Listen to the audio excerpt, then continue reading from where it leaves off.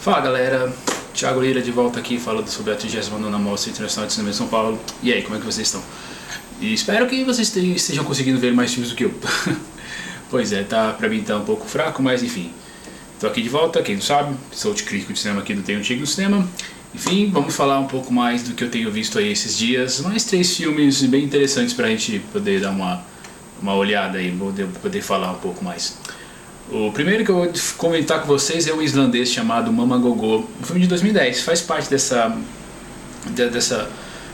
olhar sobre o cinema nórdico que a mostra trouxe esse ano, como muito especial, mas interessante que não é um filme tão recente, deve ter feito algum tipo de sucesso lá, né, na Islândia para eles terem escolhido. É um filme bem marcante, é um filme triste, apesar de ter uns punches de comédia ali no meio, talvez até um pouco não intencionais, mas como estava lá em Chronic, por exemplo, ou em Son of Saul, ele lida com uma parte a parte mais triste assim de uma história de uma pessoa. E no caso é uma mulher que é a Gogô, que está começando a apresentar sinais de Alzheimer, e ela tem toda uma vida já pronta, que redora ao filho, os outras duas filhas e o neto, e aos poucos ela vai perdendo as coisas, né? Perdendo a própria, ela começa a perder as pequenas coisas para no final, né, já perto do fim, perder a identidade, como é bem comum dessa doença terrível.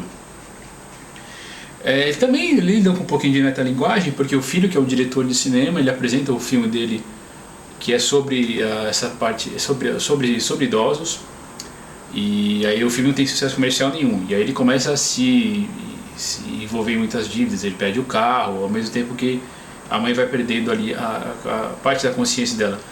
Tem algumas, a sessão que eu estive, tinha muitas cenas assim que elas tinham, parecia ter um tom cômico mesmo, mas como por exemplo quando ela vai atender o telefone para falar com o filho, e ela deixa uma garrafa de vodka e o neto toma um copo e acaba se embriagando lá, por ele ser muito pequeno. Só que aí você vai percebendo que as cenas que tem algum tipo de ser cômico, assim, isso pode até tirar algumas risadas da plateia, mas você acaba se sentindo culpado um pouco por você ter rido.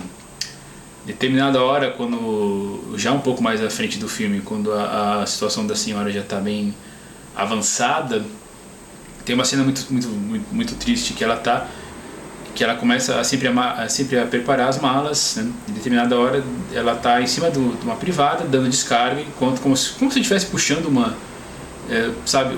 um sinal para parar, né? Como se ela estivesse dentro de um trem, de um metrô, de um ônibus, né? Só que assim, isso tira as risadas da comédia, mas eu vejo que não era muito bem essa intenção do diretor. É uma cena muito triste.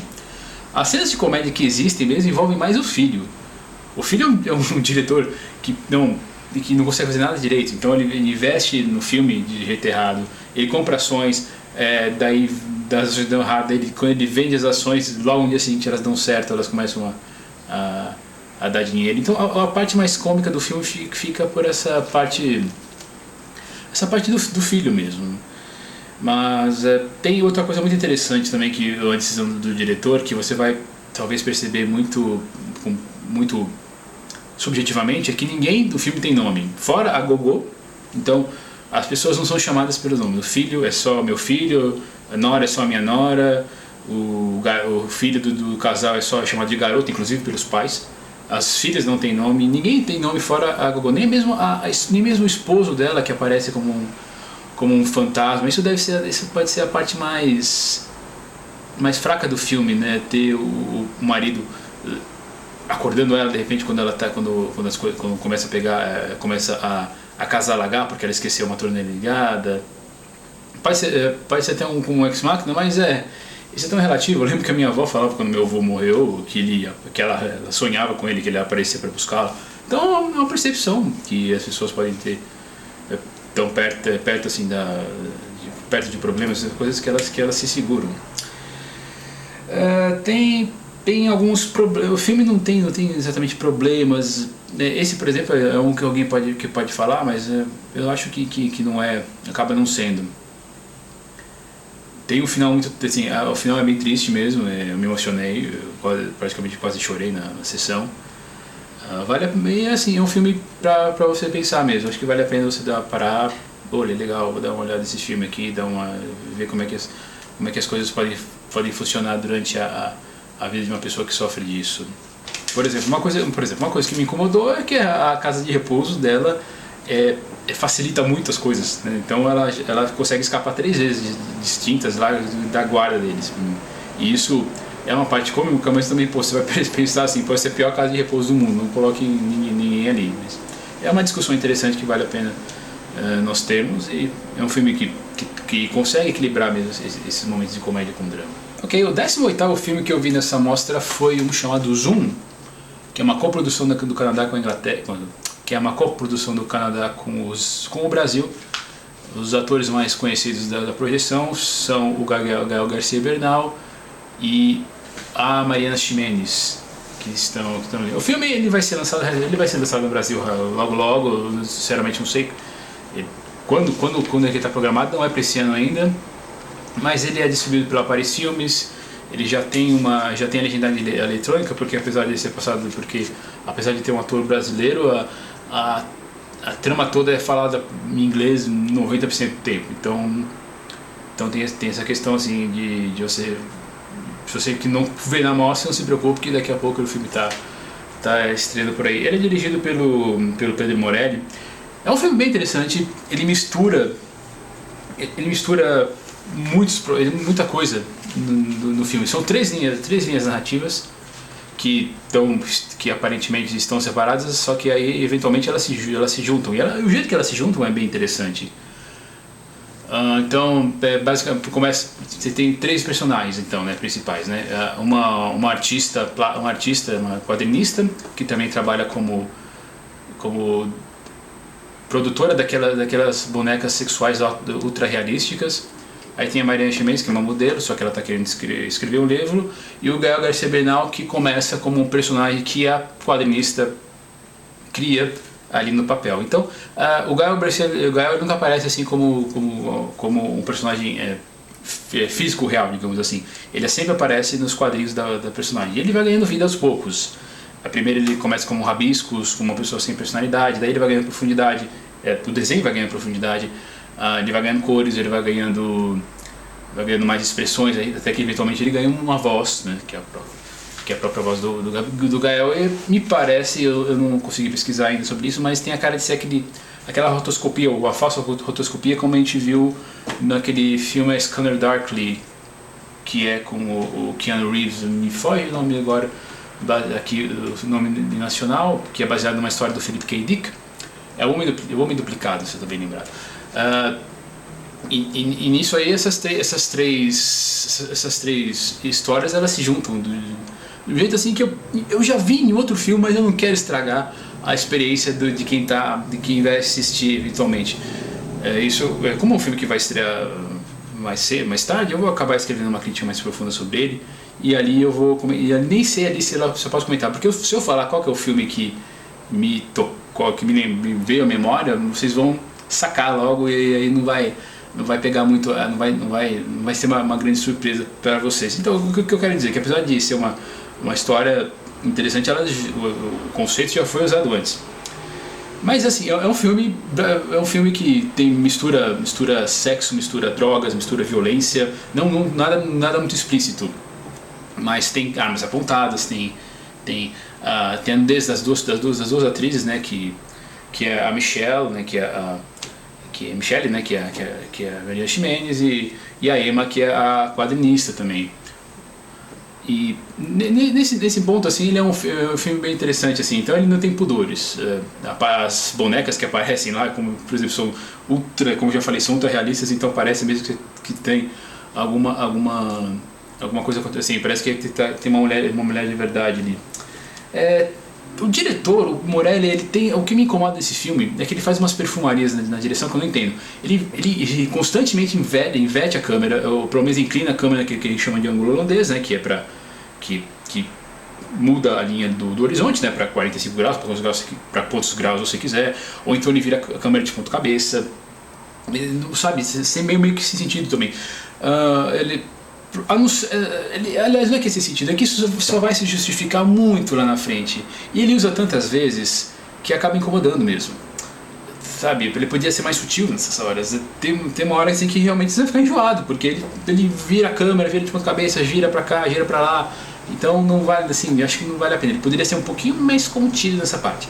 A parte da animação é legal, da rotoscopia, beleza? Ele usa cores fortes, tem determinada hora que acontece uma tragédia lá com o personagem do Gabriel Bernal, que ele muda o tom de pele, ele fica meio esverdeado. Mas assim, é uma história que tem também outra história que lida com metalinguagem. Ele então tem brincadeiras, tem com planos, com som, tem assim, o problema é que a câmera não para mesmo. Fora isso, eu acho que é um filme bem interessante para ser assistido.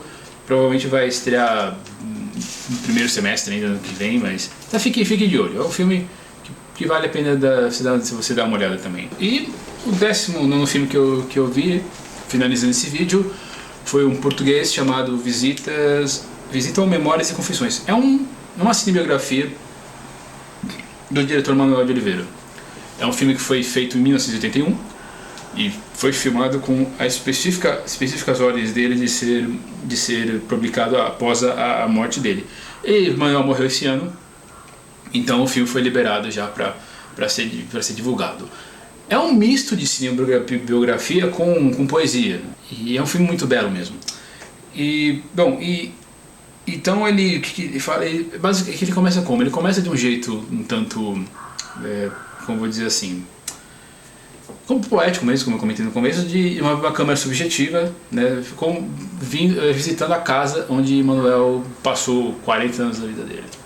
É quase como uma cápsula do tempo esse filme, mostrando pra gente assim as visões desse diretor. Ele tem uma narraçãozinha dele explicando sobre o filme. Ele fala assim: é um filme que talvez eu não deveria fazer, mas poxa, tá feito, né? Com aquele sotaque lusitano bem característico. As linhas de diálogo que acontecem entre dois personagens ali, que você subentende que seria o Manuel e a esposa dele, relembrando o que era aquela casa que eles passaram tanto tempo. E assim, é uma coisa uma poesia muito bonita mesmo. Não é ele que escreveu as linhas de diálogo, tem o roteiro é de outra pessoa que eu realmente não marquei, mas ele acredita, né, para quem ele até fala que na verdade o roteiro foi feito para a esposa dele. E assim, é uma casa linda, eu moraria naquela casa. Ela tem um ar muito assim, muito misterioso, parece até um labirinto mesmo. Tem partes mais escuras, partes mais claras. É uma casa assim que realmente parece que seria de alguém assim, realmente como que tem alma de poeta. Manuel tinha uma alma de poeta mesmo. Então, e aí o que acontece? É um papo um tanto filosófico também sobre a existência, sobre o que é a vida, sobre o que é a arte, o que é o amor. E daí mistura com umas partes mais objetivas do Manuel, né? Quando ele aparece, primeiro assim, nessa primeira parte, a câmera, quando fica subjetiva, né, nós vemos a visão da câmera sem os personagens que estão falando aparecerem. Eles vão passeando pela casa, falando assim: nossa, que coisa interessante, mas não tem ninguém aqui, né? Putz, onde é que tem os donos dessa casa? É uma ode àquela casa. Então essas partes são uma ode à casa que ele viveu e teve que deixar por problemas financeiros ali nos anos 80, no começo dos anos 80. Quando o próprio Manuel aparece, ele é mais objetivo na questão. Então ele fala: eu morei aqui por tantos anos, aqui que nessa mesinha que eu escrevi todos, assim, a maioria dos meus filmes, aqui eu fiquei a maior parte da minha vida com a minha esposa, meus filhos, eles cresceram aqui. Então assim, é um filme, é uma filosofia, é um filme sobre mudanças, conhecimentos, sofrimentos e sobre o cinema em si também. Ele não chega a apresentar nenhum filme como talvez um um cinebiografista clássico faria, mostrar trechos dos filmes do Manuel. Não, ele resolve falar sobre o Manuel, falando sobre o Manuel. Então tem trechos em filme da vida dele. Então, a determinada hora, assim, por exemplo, ele vira o projetor e a luz da câmera começa a piscar do projetor começa a piscar pra gente, né? E aí ele entra no flashback, mostrando como é que foi a infância dele, as pessoas que foram importantes para ele. Ele visita uma casa em outra região de Portugal que era da esposa dele, né? Na verdade, que foi herdada pela esposa dele. E daí tem alguns pontos assim que depois que ele deixa ser mais poético, que falam do desgosto dele um pouco com a política. Ele fala que foi preso na época do regime fascista em Portugal, mas ele também tem uma certa rusga com o que aconteceu ali com a Revolução dos Cravos, né? A parte socialista parte do governo socialista, que chegou a tomar uma fábrica que dava sustento para ele. Ele falava: eu não gosto dessa fábrica, mas assim, era minha, era dos meus filhos.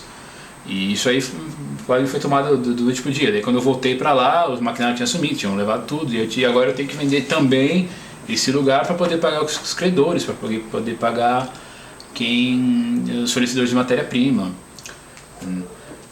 Você sente uma mágoa em relação nessa questão dele também. Mas ali a gente visita projetos, a gente visita a mente dele, a gente tem um pouquinho da visão assim dele próprio. Às vezes quando você fala de é como se ele escrevesse uma autobiografia, só que como ele é cineasta, ele resolveu filmar a própria biografia, faz todo sentido isso. E nisso a gente vê, é um filme curto, tem 71 minutos mais ou menos, então só que assim, é muito bonita essa viagem que a gente faz. As narrações em off ali, pra mim elas nunca fizeram tanto sentido. E eu não sou nem sabe, quem lê minha crítica e os podcasts sabe que eu sou nem um pouquinho fã disso, das narrações off. Mas e no fim das contas também ele reflete sobre Portugal, sobre a vida, sobre a relação dele com Portugal e Portugal com ele. É bem informativo mesmo. Se você gosta da filmografia do Manuel, visitar o filme, e que é uma coisa. Ele tem momentos assim, se você vê como ele foi filmado há 20 anos, ele tem alguns problemas de época, mas a gente nunca viu isso, no final de contas. Então vale a pena dar uma olhada nessa cinematografia. Ela é muito bonita, poética, e mostra aí um pouco da visão de um cara que é muito conhecido aí, muito apreciado pelos cinemas fora do eixo hollywoodiano e ali do eixo então europeu. Galera, por enquanto é isso, certo?